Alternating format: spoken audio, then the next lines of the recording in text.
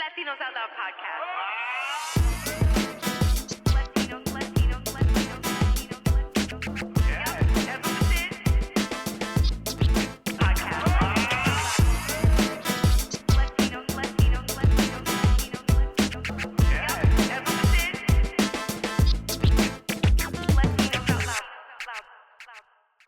Yo, yo, yo, LOLeros from La Florida. Do you guys see my background? It's not Photoshop. It is not a Zoom background. It is an actual background. Latinos Out Loud. Right now, we are recording from Deltona, Florida. I am here on vacation. Yes, working while on vacation because I love what I do, so I don't really consider it work all the time. It's a passion, as you guys know. 430 something episodes into this podcast, 8 years, but who's counting?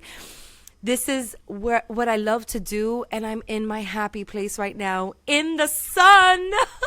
Well, actually, at this moment, I'm in the shade, but the sun is right behind me, and I have a bikini on under this. So, yes, I'm going to be jumping back there as soon as we wrap this interview.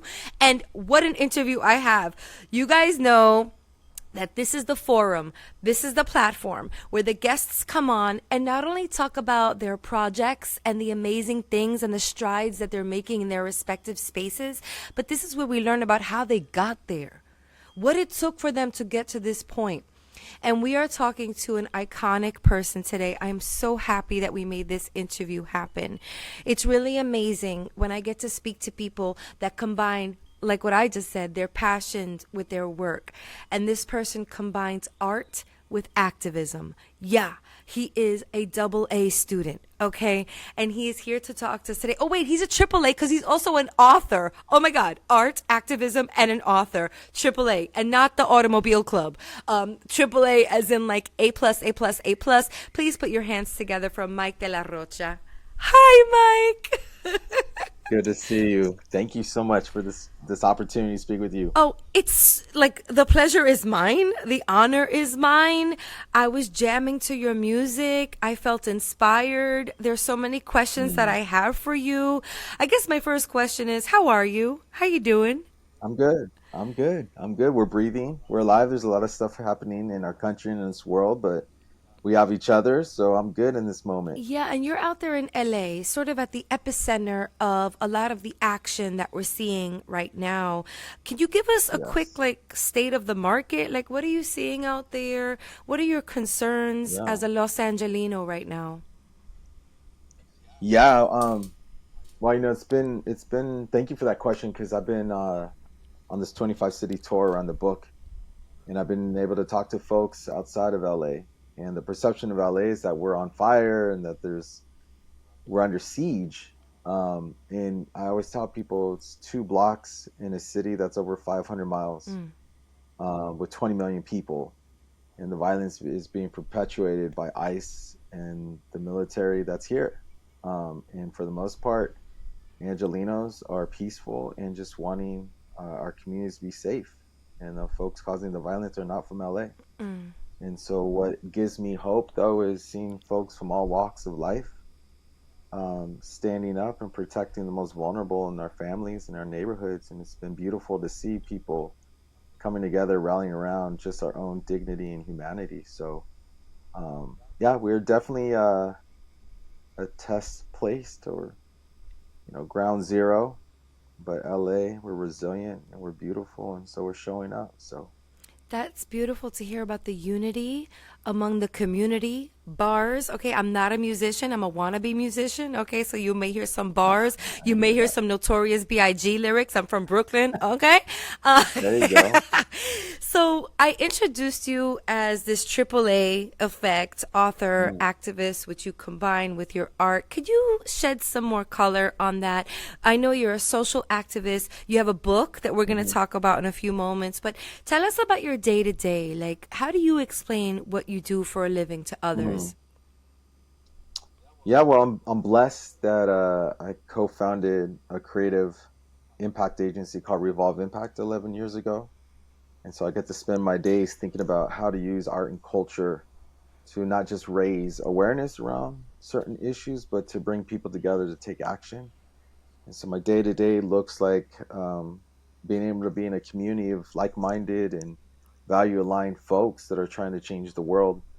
And so blessed to work with grassroots organizations to different brands about thinking about like how do we just remind ourselves of our true nature, which is interconnected. And so I'm grateful that I get to do it through music and through writing and through other forms. That's beautiful. Have you always wanted to do Yeah. this? Like, did you have a separate career path, or how did you land on this path? On this, I always kind of go back to my childhood.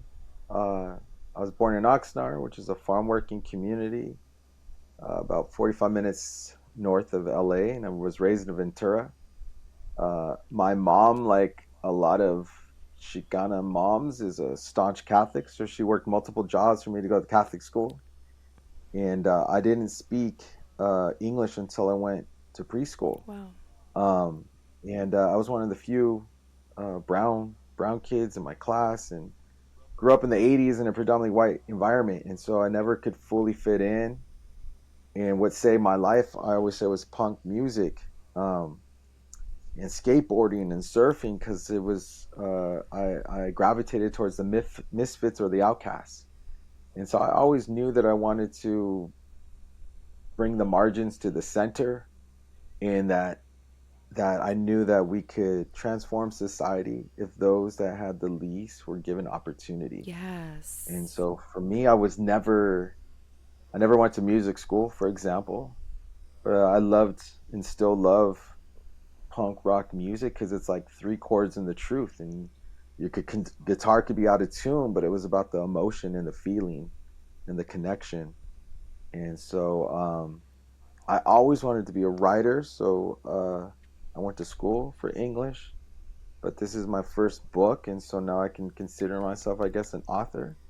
Um, but yeah, they're just different mediums to reach folks. Some of us learn through words, some of us learn through songs, some of us learn through dance. So just trying to find different ways to reach people. So let's talk about the book. It just came out. Simon and Schuster put it out. Big book publisher, yo. This is like a big deal. It came out on June 3rd, and the book is called Sacred Lessons: Teaching My Father How to Love. That's a really deep title Yes. because we teach our parents how to do so much these days. Mm, I just taught my mother how to order on Amazon. So now she's ordering all the things that she doesn't need. It's so fun to watch. right, So I right. know this is more of a serious topic, but you can count on me to inject the comedy every now and then. But tell Yes, us please. tell us about what did you teach your father and why did you title the book this way? Yeah. Well, I titled that because growing up, my mother never knew her dad. And so I only had one grandfather, my abuelo, which was my father's father. And the way that I learned how to be a quote unquote real man was through my abuelo and my father. And growing up, it was, toughen it up. You don't cry. You're emotionally distant to your loved ones. And you literally just suffer in silence. And so August 3rd of this year will be 10 years since my dad unexpectedly passed I'm away. so sorry. And it kind of, yeah, and it just broke open my heart in ways that was never broken before. Mm. And I was trying to make sense of something that doesn't make sense. And I started to realize like a lot of the unhealthy patterns that led to my dad prematurely dying, I had myself. And that his inability to ask for help or his inability to express his emotions, the weight of that, the weight of patriarchy, literally made his body start to break down. And there's just too many men in my life and in our world that are slowly dying because we don't allow this space for folks to just express themselves. And it comes out in very violent, unhealthy ways to self and others. And so um, I wrote that because in my spiritual belief system, I believe that we're connected to ancestors, both past and future. And even though my dad's not here physically with me, we're both healing together. And so that's why I titled the book Sacred Lessons: Teaching My Father How to Love, because we're teaching each other in real time. And I always say that when my father was alive, I could hide what he saw or knew about me. And now he sees everything. So we're definitely have a very beautiful, deeper relationship now than we did when he was here. So That is so eloquently said.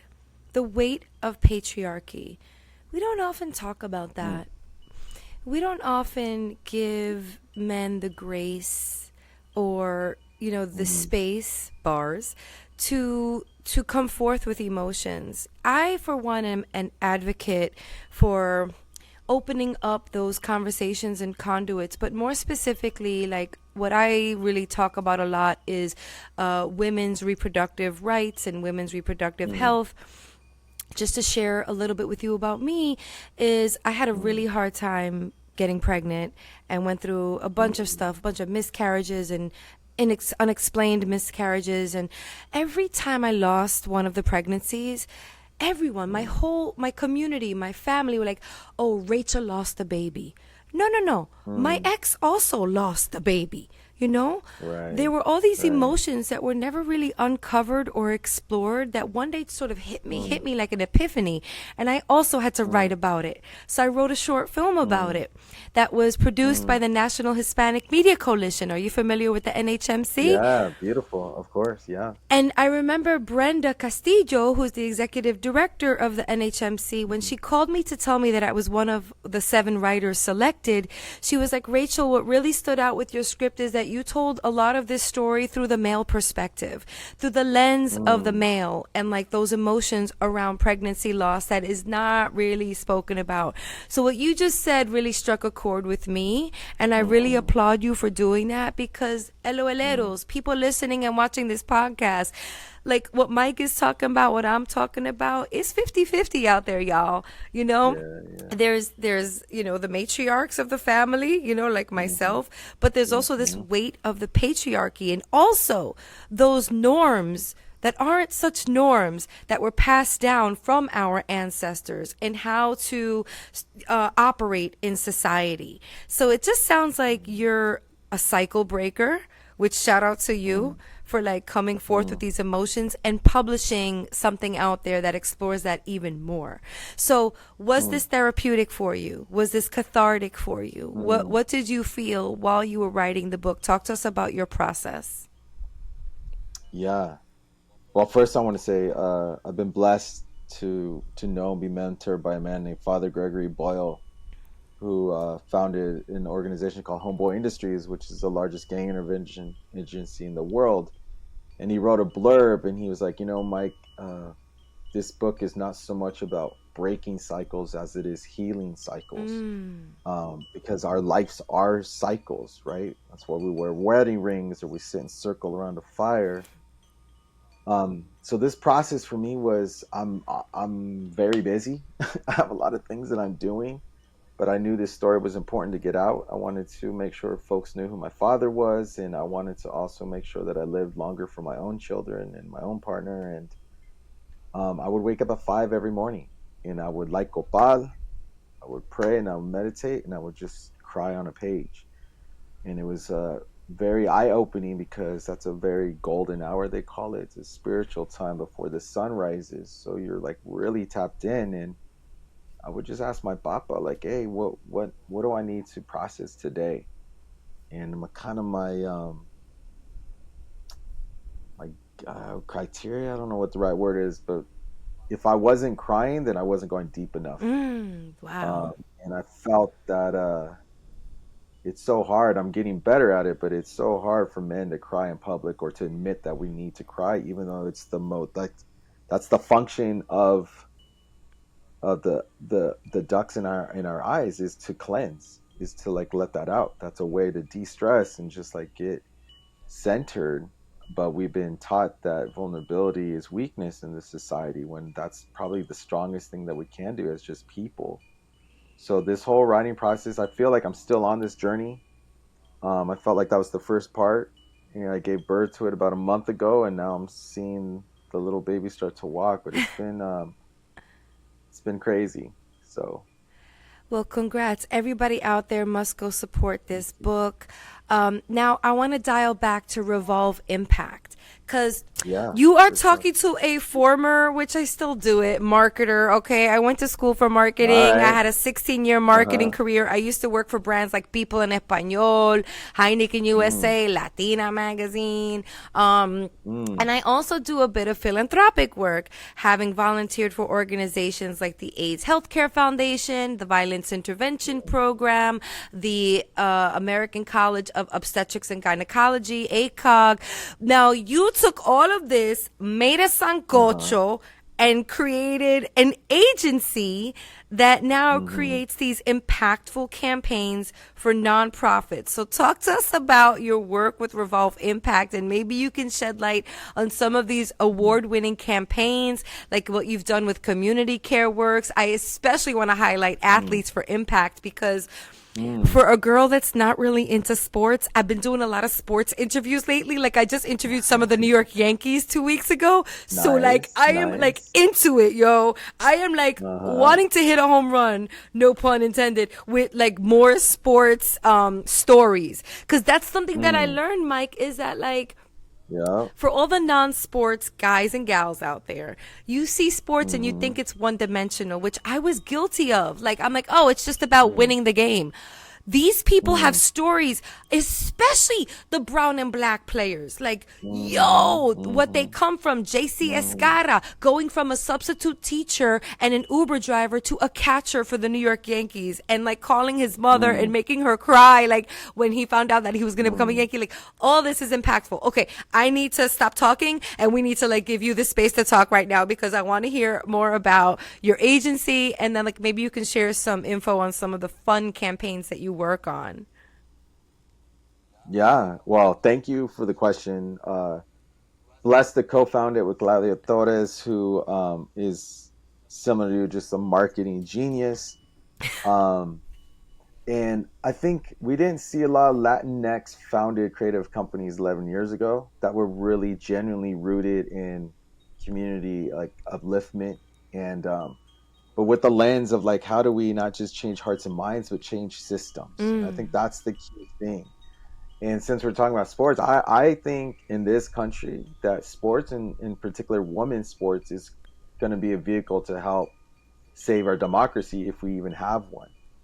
Because sports, more than music, I would argue, brings people from all backgrounds together, all identities. If you're at a game, you could be, someone in the stand could be, a multimillionaire, and someone else could be making minimum wage, but you're all there. And seeing how women's basketball, in particular WNBA, how they are thriving because they're finally getting dollars, advertising dollars, but also as the culture is shifting, women of color have always historically been the ones that come out first and in the front around all these issues that are impacting all of us. And so, Athletes for Impact is one thing we started 9 years ago. It was co-founded by three really good friends of mine, Danielle Frost, Jerry Sawyer, and Lindsay Kagals Colas. And it was our way of thinking about how can we utilize sports as a vehicle to increase civic engagement and participation in a local level. And right now, I think everything is local. I mean, we spend a lot of time obviously battling something that's happening from the federal side, but on a local level, I feel you have more agency and power to affect change. And you know this from all the stuff that you do. And so, yeah, I just think the secret sauce is our relationship with the grassroots, with the nonprofits. Any campaign we do is never done in a vacuum or parachuted in. It's co-created and informed and led by those directly impacted. And so, yeah, I've just been blessed to continue to grow and learn and be a part of these campaigns that are making a difference in people's lives. that's amazing because it sounds like these all these projects have purpose, which that's a blessing. Yeah, To actually work on a project that you know is uplifting the community, that must be incredibly fulfilling for you. it is. It is. It's just, I feel like so blessed and lucky, I definitely am because I get to do something that feeds my soul Yeah. and that makes a difference. If that's not the definition of purpose, I don't know what is. So, and I've made lifelong friends, icons that are just giants in the community that have made me a better person. And yeah, so it's been a wild ride, and I'm very, very grateful for it. Shout out to your work with Hispanics in philanthropy. I am so Mm, lucky to have been a grant recipient from them a couple of there you years go. back. And it was so great because I got to hire some people to help on this podcast and I got to upgrade my equipment. Okay. Some new mics and stuff to get this out to the LOLeros across the country. So yeah. And I just want to call out that, listen, like you're working on these campaigns, but so often I hear from other creators like, "Oh, I need resources." They're out there. You just got to take the time to apply for these grants, do some scouring of the internet, go to Mike's website, go to Revolve Impact cuz even there that is a resource to find out who he's working with and what some of these amazing organizations are doing for us Latinos. So you're like an encyclopedia right now for us, okay? Like in the human form. And then I also asked AI the other day, and I hope they were Uh, accurate. I'm like, Tell me, who? I'm like, who are some of the people? who is this masked man? So I asked this dude AI. I'm like, hey, uh, I come here for a second. Who has Mike de la Rocha worked with? And AI told mm, me the likes of okay. Jay-Z. Uh-huh. Is that Uh-huh. true? Yeah, shout out to a dear friend who is instrumental in our company. Her name is Dream Hampton, um, from Detroit, um, one of the pioneer women in hip hop, cultural critic, just a badass. She's known Jay for a long time, and when we were trying to help decriminalize cannabis and marijuana, we did something with him in the New York Times called "A History of the War on Drugs," and Jay Z narrated it, and Molly Crabapple did this really amazing animation to try to raise awareness of the discrepancy of how a lighter skinned white dude can make billions of dollars off of cannabis, but folks of color are being incarcerated in mass numbers. So yeah, was blessed to work with him on that project and dream, and we helped set a lot of conversation that led to the decriminalization of it across the country. That's amazing. Okay, so this guy AI also told me that you worked with Oh, AI. that's why I asked you for a grain of salt I love here it. because give me Yes. those grains of salt because I don't know how Tell accurate. me. So AI also said you've worked with Harry Belafonte, the Mm, deceased icon, like Jump in the Line, Sonora, like Deo. Really? yes. So you know what? Rest in peace, Mr. Belafonte. We call him Mr. B. Uh, I can only say I'm an artist because of Mr. Oh Belafonte. wow. And I have to give credit to Carmen Perez, who's my movement sister from Oxnard and co-founder of the Women's March. But she introduced me to Mr. Belafonte probably about 15 years ago, probably longer. But he paid for me to go perform in Berlin. He paid for me to go perform in Ireland. And he allowed me to see something in me that I hadn't at the time. And I'm just eternally grateful for that opportunity to have the chance to sit at his feet and just soak up all that wisdom and knowledge. And, we wouldn't be here today without his sacrifice. And most folks don't know Mr. B, like, almost single handedly funded the entire civil rights movement. He was the first artist to ever sell 1 million records. The height of his career, he would be in the front lines of the March on Washington or the civil rights movement, and he was really kind of like one of the definitions of what does it mean to be an artivist. What does it mean to be someone that uses their art for the betterment of our world? And I miss him. I've missed conversations with him, and he was just an amazing giant and still is. So yes, AI was right. Okay, I'm Mr. B. that's so incredible. Um, and may his legacy live on. I think there's an organization, Latinas for Justice. I'm forgetting her name. She also helps continue his legacy and working on his Mm. estate and his foundation. The gathering for justice. That's it. That's it. Yep, yep, yep. That's Carmen Perez, Oh, that's an the Carmen. incredible. Well, I That's her I organization. met her out in Napa 2 years, three Mm. years ago for the Latino Hive. And ever since then, I mean, I've been running into her here and there. She's going to be a guest on this show. I am putting that out into the universe. Okay. So if Carmen's listening, Carmen, you got to be on this show. I absolutely love Carmen, and Carmen is the person along with Jules that hosted my launch party in New York for my book. So I love you, Carmen, and Okay. Well, yes. I love what Carmen does, and I just bumped into her at Maria Hinojosa's birthday party. So I Mm, also planted another seed. So I just want this plant to grow, and we need to get her on this show. we Bars, got it. bars again. Okay. The All other right. other AI celebs that were mentioned, Uh-oh. Dolores Huerta. Yes. Mike, Um, tell us I more. just saw. Okay, well, I met Dolores when I was probably 4 years old. My father took me to a United Farm Workers rally in Oxnard in the fields. And I've been blessed to just have her in my life for a couple decades and her family. We just literally dedicated our coffee shop to her. She came about a month ago and just an icon, just a beautiful spirit. She's It's 94 and amazing. has more energy than I do. Like, I just saw her in New Mexico speaking about Hispanics and philanthropy. I just gave her a big hug and kiss in New Mexico because she flew to New Mexico to speak there. Wow.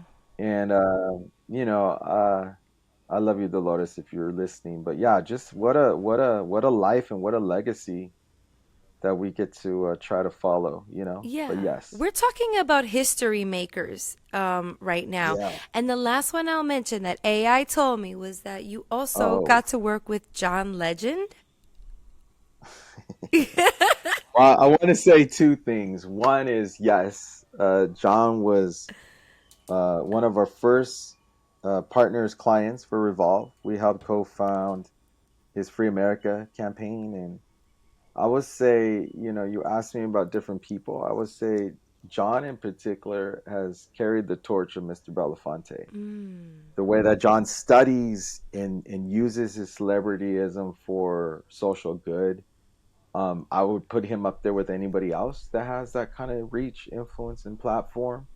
And we were able to do a lot of incredible work. We got to work together for about 3 to 4 years. But I would be remiss to say that these four folks are giants, like you said. But there's so many incredible leaders, movement leaders that aren't as known as them that I'm just as blessed to know because they inform my work because they're like literally on these front lines. And one thing that I always say, whether it's Mr. B, whether it's John Legend, whether it's Jay Z, whether it's Dolores Huerta, is the most profound gift that someone with a platform could give is to hand over the mic to someone that's doing the work on a day-to-day basis.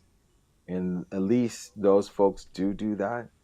And I just want to shout out all those folks that are unknown or unseen on the global scale, but just thank you because it's your sacrifice and work that's making our society try to be more inclusive and compassionate than it is right now. So my celebrities that I love are those kind of nonprofit leaders, not to juxtapose or compare, but I just want you to know those are the celebrities that I love in my life. I love that. Oh, that's so wonderful that you said that. Yeah.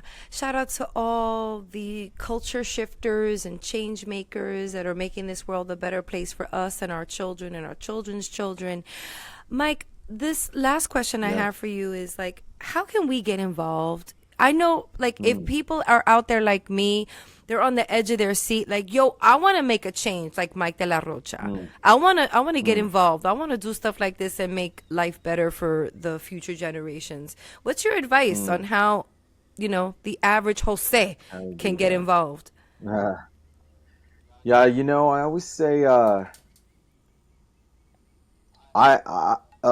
been taught by my mentors that each one of us is born with a unique gift and talent. And They say your purpose in life is whatever you're most passionate about in service to others. And so even when I look at you in this podcast, like you have a gift to have conversation and to bring people together, right? And what amazing, how amazing is it that you're in service to education and to action through a podcast, and you can bring folks like myself and others on to like how to stimulate and reawakening just that knowing within us, like, well, what is it, the thing that scares you the most, but also, like, hey, I really, if I had all the money in the world, or if I had everybody telling me yes, I would do this. And I always tell people, whatever that passion is, like, just like light that fire and find like-minded people. You don't need a lot of people, and there's oftentimes an organization that can hold that flame for you to just like be you and just and make your mark and impact on the world. And so I try to de destigmatize it, because like we're dealing with a lot of big issues, and that's why I always say whatever you could do locally, whether you're a performer and you play for like street vendors that are being hunted in LA, or whether you're like having a podcast and bringing people on to talk about love and humanity, like we all have a role to play. And I think when you find your passion and your purpose, and you can align with others, that's some of the greatest organizing that happens in the world. And so I would probably just say, do what you love. That's so well said. And I just want to piggyback off of that. Like, do what you love. And then once you start doing that, you find the others that also like to do that stuff. Exactly. And then when you come together and you form like Voltron, it's powerful stuff, man. It's Yep. it's a high that no cannabis or anything else can bring you. Okay? Totally.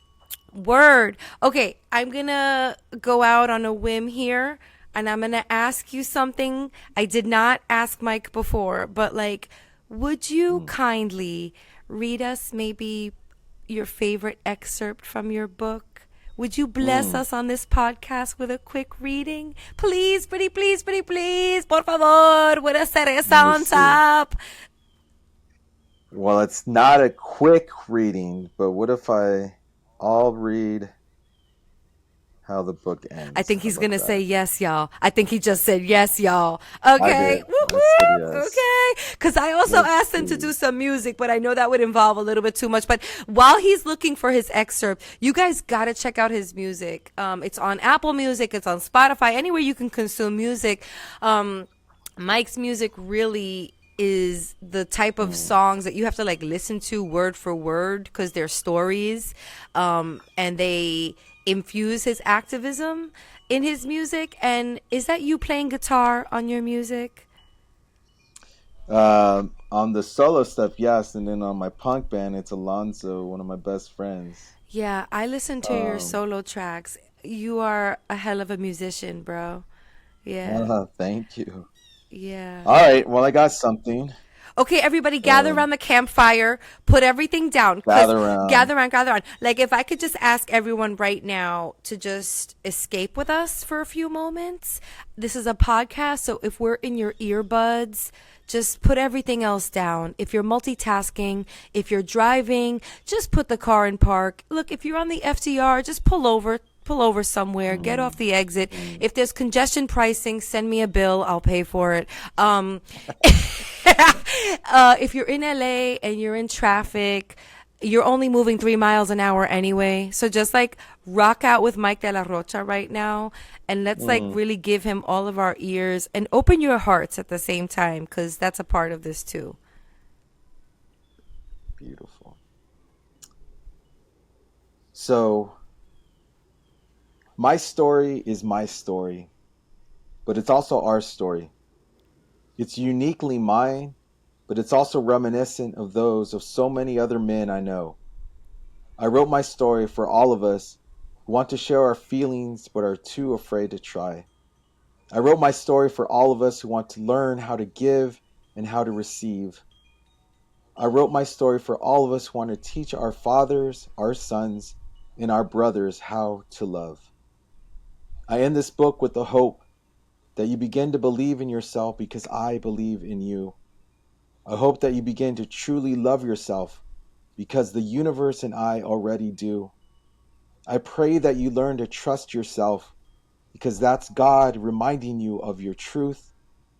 I hope you remember that life is all about the relationships you invest in and that these relationships will bring you the utmost joy and blessings in life.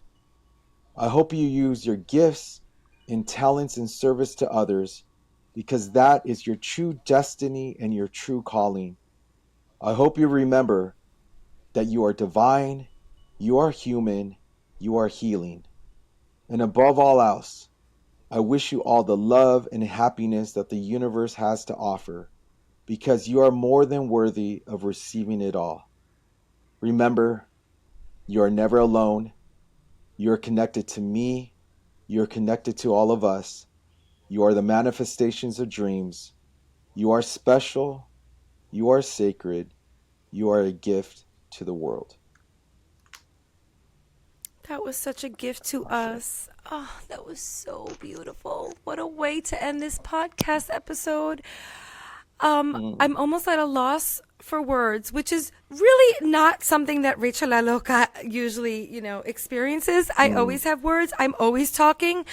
But I think I want to end this episode a little bit like in a more solemn, note. Mike, tell everybody where they can follow you for more of this amazement. Yeah. You can follow me online at Mr. Mike Del Rocha, Mr. Mike Del Rocha. You can go to sacredlessons.com or revolveimpact.com to learn more. And I just want to say thank you so much for your heart and your spirit and your joy and for all that you do and for the opportunity to share space with you today. So thank you. Thank you so much for coming into my crazy world, which is, yes, there's a lot of joy here. Sometimes, like, people can't even handle all the joy. They're like, yo, what are you, Christmas? Like, what's happening here? Like, why are you so joy to the world? I don't know. It's just, this is how I was made. My genetic makeup is more joy than genes, okay? I don't know. Take my blood. See for yourself. Listen, go out and buy Mike's book. I'm sure there's also a book that you can download if you're into ebooks. Sacred Lessons, Teaching My Father How to Love. Shout out to SNS, Simon and Schuster. Shout out to anyone who was involved in this union here. Your whole team is amazing, Mike. And thank you so much for coming on the Latinos Out Loud podcast and sharing so much of your heart and your brain with us today. Thank you. And I just want to say Regalo Press and Gretchen, thank you.